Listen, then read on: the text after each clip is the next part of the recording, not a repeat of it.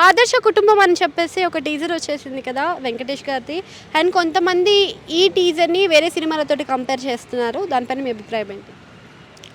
ఆదర్శ కుటుంబంతో ఒక ఆదర్శమైన హీరో వస్తే ఎలా ఉంటుందో అంత నమ్మశక్యంగా ఉంది. అసలుకి చిన్న గ్లిమ్స్ చూస్తుంటేనే అంటే ఈ రోజు కాలంలో పెళ్ళం గురించి అయినా సరే, ఒక ఫ్యామిలీ గురించి అయినా సరే, ఎవరైనా ఎక్కువ సినిమాలు తీసి ఒక ఫ్యామిలీ ఎంటర్టైనర్గా ఎవరైనా అలరిస్తారంటే అది కంపల్సరీ మన విక్టరీ వెంకటేష్ అని చెప్పుకోవచ్చు మనం. సో నాకు గ్లిమ్స్ చూస్తుంటే మాత్రం నిజంగా ఒక కొత్త సినిమా చూస్తున్నట్టు నాకు అనిపించింది. ఎందుకనంటే ఇక్కడ కొంత డైరెక్టర్లు ఓ పెద్ద యాక్షన్ మూవీ తీయాలి, లేకపోతే పెద్ద సెట్ వేయాలి, లేకపోతే గాల్లో కార్లు పైకి లేపేయాలి అని చెప్పేసి ఇట్లాంటి మైండ్ సెట్తో వస్తారు. కానీ అక్కడ చూసుకుంటే మాత్రం మాటల మాంత్రికుడు త్రివిక్రమ్ ఉండు కాబట్టి విత్ టాకింగ్ పవర్తోనే సినిమాని ఎట్లా హిట్ కొట్టాలో మనకు ఎన్నో సినిమాలలో చూపించిండు.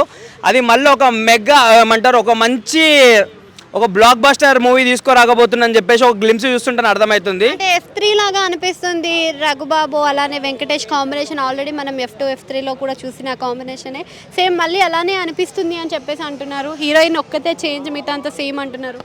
ఒక చిన్న గ్లిమ్స్ చూసి ఎవరు అట్లా అంచనా వేయొద్దు. త్రివిక్రమ్ ఒక గ్లిమ్స్ అలా వదిలిండంటే సినిమాలో ఇంకెంత మ్యాటర్ ఉంటుందో మనకు తెలుసు.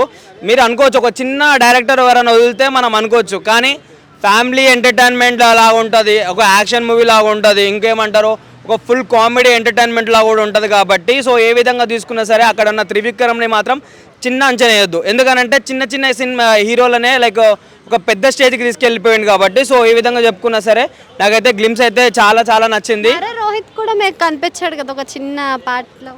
అదే చెప్తున్నా, ఒక ఏమంటారు నారా రోహిత్ని మనం సోలో మూవీ నుంచి చూస్తున్నాము. తనదంతు చేసిన ఒక ఎంటర్టైన్మెంట్ అయినా సరే ఒక వర్సటైల్ యాక్టర్ అని చెప్పేసి మనకు తెలుసు. సో ఇక్కడ మనం టోటల్ ఓవరాల్గా చూసుకుంటే మళ్ళీ నారా రోహిత్ మళ్ళీ మన వెంకటేష్ గారు త్రివిక్రమ్ సినిమా ఒక మ్యాజిక్తో వస్తుందని చెప్పేసి ఒక పెద్ద బ్లాక్ బస్టర్ ఇటు కొడతారని చెప్పేసి నిజంగా ఒక విక్టరీ వెంకటేష్ ఫ్యాన్గా నిజంగా గర్వపడుతున్నాను. హాయ్ అండి. ఆదర్శ కుటుంబం అనే వెంకటేష్ గారిది ఒక చిన్న గ్లిమ్స్ అండ్ టీజర్ వచ్చింది కదా, దానిపైన మీ అభిప్రాయం ఏంటి? ఎలా అనిపించింది? నిజం చెప్పాలంటే మాటల మాంత్రికుడు అని పేరు తెచ్చుకున్నటువంటి త్రివిక్రమ్ గారి మూవీలు ప్రతి ఒక్కరు ఇష్టపడరు అని అనుకుంటారు, కానీ ఇష్టపడతారు. అర్థమైందా? ఆయన మాటలు అట్లుంటాయి. సన్నాఫ్ సత్యమూర్తి కానీ ఇంకా చాలా మొన్న వచ్చిన ఎన్టీఆర్ గారిది ఆ మూవీ పేరు ఏముంది కదా, తొందర రాదు, అరవింద సమేత కానీ మాటలతోటి తూటాలు వేలుస్తూ ఉంటాడు మన మాటల మాంత్రికుడు. అలాంటిది మాటల మాంత్రికునికి విక్టరీ వెంకటేష్ తోడైందంటే మామూలుగా ఉండదు. ఏంటంటే అసలు దగ్గుబాటి ఫ్యామిలీ అంటేనే ఒక చరిత్ర. అలాంటిది వెంకటేష్ గారు ఇప్పుడు F3 అని పెట్టేది ఉండే అని అనుకుంటుండే, ఆదర్శ కుటుంబం కాకుండా F3 అని పెడితే కిరాకుంటుండే నాకు తెలిసి. ఎందుకంటే అందుట్లో కామెడీ అట్లా ఉండదు. నిజం చెప్పాలంటే మీకు పని తగ్గింది, ఇంకోటి వాషింగ్ మిషన్ ఉంది అని చెప్పేసి.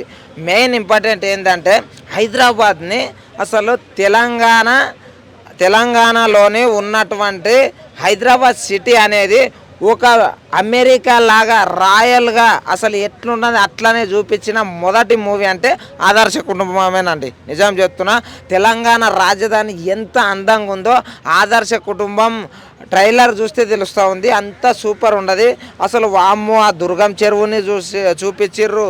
అసలు మన ఇది కాదు ఇక్కడ హుస్సేన్ సాగర్ చూపించిర్రు. ఎవరు నాయన ఇంకొకటి సచివాలయంని కానీ ఇంత బాగా చూపించిర్రు. అసలు సూపర్ అనిపించింది. ఇందులో వెంకటేష్ గారు కూడా హైదరాబాద్ ఎంత రాయల్గా ఉందో ఆయన కూడా అంత రాయల్గా అనిపించిండు. ఇంకొకటి ఏంటంటే సినిమాలలో ఎప్పుడు గుద్దుకున్నాడు చంపుకున్నాడే కాదు, ఎప్పుడు కార్లు పట్టి ఇట్లా లేపి అవతలేసుడే కాదు, ఎప్పుడు కాళ్ళు మినికి లేపుడే కాదు. ఏమిటిదంటే ఏదైనా సరే కామెడీతోటి కూడా ఎంటర్టైన్మెంట్ ఇవ్వచ్చు. ఎవరైనా సరే సినిమాకి ఎందుకు వస్తారండి? ఒక 4 మాటలు నేర్చుకుందాం, ఒక మంచిగా కొద్దిగా నవ్వుదాం, ఏమైనా బాధ ఉంటే ఆ బాధ పోతుంది, ఆ టెన్షన్ పోతుంది అని చెప్పేసి వస్తారు మూవీకి. అలాంటివి కరెక్ట్గా ఇవ్వాలంటే త్రివిక్రమ్ గారే. అంత బాగుంటాయి జల్సా కానీ అవన్నీ ఎంత బాగా ఆడినాయండి మూవీస్. అంత బాగా ఈ మూవీ కూడా ఆడుతుంది అని చెప్పేసి నేను కోరుకుంటున్నా. ఇప్పటి తరానికి వెంకటేష్ మూవీస్ పర్ఫెక్ట్ అని చెప్పేసి ప్రతి సంక్రాంతి చెప్తున్నదండి. నమస్కారం అండి. వెంకటేష్ గారిది ఆదర్శ కుటుంబం అని చెప్పేసి ఒక గ్లిమ్స్ టీజర్ రిలీజ్ అవ్వడం జరిగింది, చూసారా?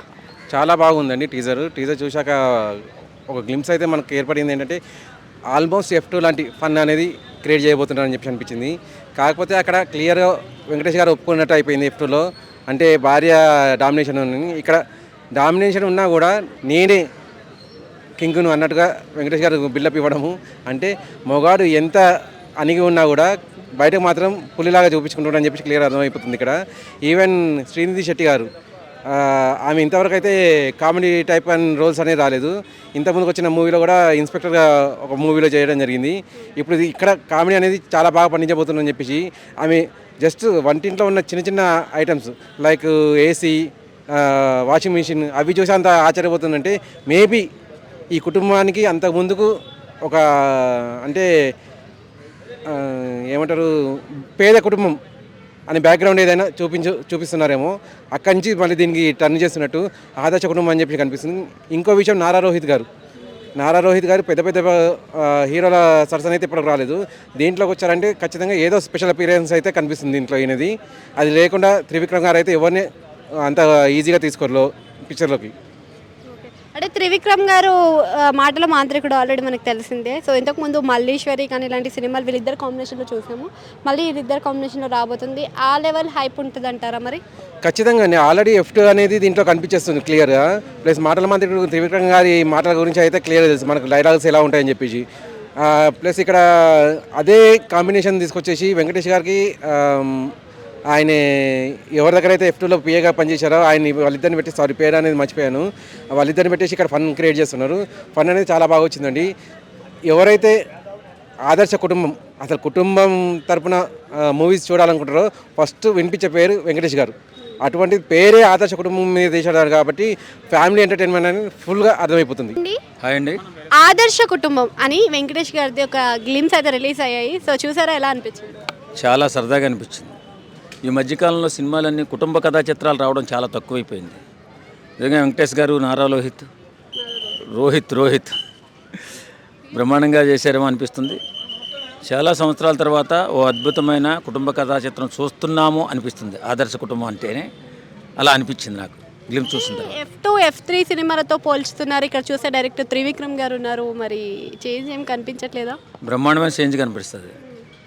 F2, F3 అంటే అది కామెడీ చిత్రంగా ఉంటుంది, కానీ ఇది మెసేజ్ ఓరియంటెడ్ చిత్రంగా ఉంటుంది అని నమ్ముతున్నాను నేను. ఎందుకంటే త్రివిక్రమ్ శ్రీనివాస్ గారు ఆయన మాటల మాంత్రికుడు, అద్భుతమైన మాటలు రాస్తాడు.